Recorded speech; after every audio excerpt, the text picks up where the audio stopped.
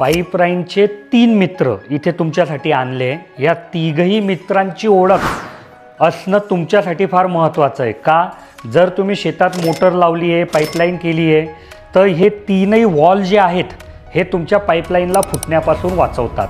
तर हा पहिला आहे non return wall.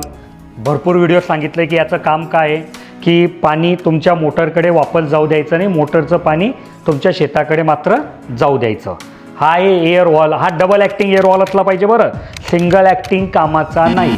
Double acting म्हणजे काय की जेव्हा तुमची मोटर पाणी घेईल तेव्हा तुमच्या पाईपलाईनमधली हवा बाहेर काढणं आणि जेव्हा तुमची मोटर बंद होईल तेव्हा बाहेरची हवा तुमच्या पाईपलाईनमध्ये येऊ देणं.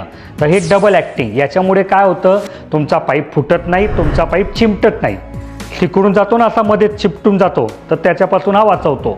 आणि हा शेवटचा आहे एअर म्हणजे प्रेशर रिलीज वॉल. नावातच आहे प्रेशर रिलीज. रिलीज म्हणजे काढून टाकणं. की तुमच्या पाईपलाईनमध्ये जर पाण्याचं प्रेशर ठराविक प्रेशरपेक्षा वाढलं तर तुमची पाईपलाईन फुटेल.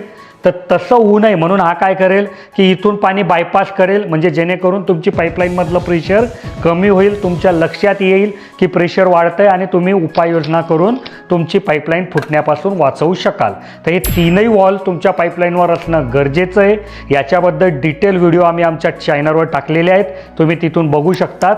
आणि कमेंटमध्ये सांगा की तुम्ही कुठला वॉल तुमच्या पाईपलाईनवर यापैकी बसवलेला आहे.